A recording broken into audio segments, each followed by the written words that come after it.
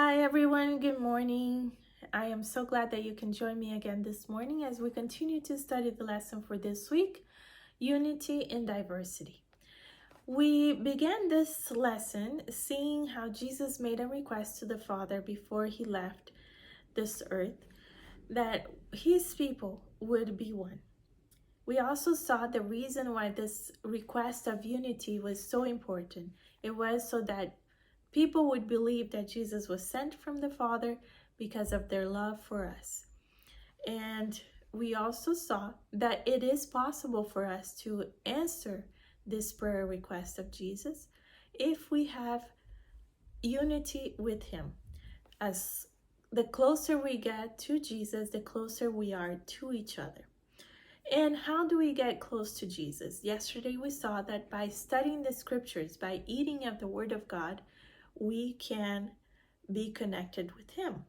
And today we're going to look at another way in which we can connect with God, and that is looking unto Jesus through prayer. So let's look today at the examples we find in the Bible of connection with God through prayer. The first one we're going to look at is Jesus. While he was in this earth, he was our example, and he was our example in his life of prayer. Mark chapter 1 verse 35 tells us that before the rising of the sun, Jesus would go out into a solitary place and he would pray. And then in Mark chapter 6 verse 45 and 46, we're told that Jesus, after the feeding of the multitude of the 5,000, he dismissed his disciples and he also dismissed the multitude, and he went to a solitary place and he prayed there into the nighttime. So we see that Jesus felt that he could only do what he came here to do if he maintained his connection with the Father through prayer.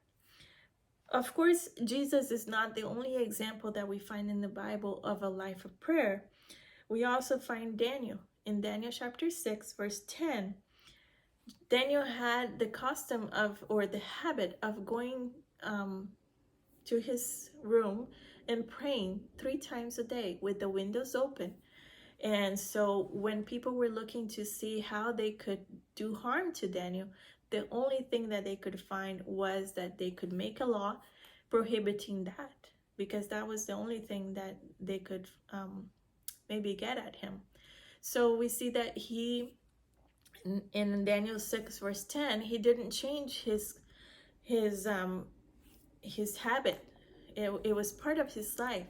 And when this decree was made, he didn't decide, okay, I'm not gonna pray because of this. No, on the contrary, he went and he prayed again with the windows open, so he wasn't hiding or anything. This was part of his life. This is what he did, and it was very important in his life.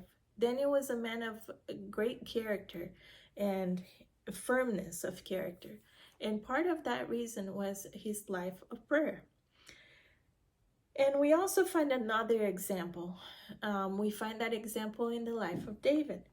Psalms 119, in verse 62, it tells us that at midnight, I will rise and give thanks. So in the middle of the night, there is prayer. And verse 145 and 147, it tells us that I will prevent the morning light. So before the morning comes, I will pray. And in verse 148, it says, I will prevent the night watches. So before the nightfall, I will pray. And so we see that the men that have gone before us, the men that stood firm, that were faithful to God, were men of prayer. And we can do the same. We can be united with God if we have that life of prayer. Let's remember that. And if we haven't yet made the habit of praying, then we can start today. And I will see you tomorrow for the next topic of the lesson. Have a blessed day.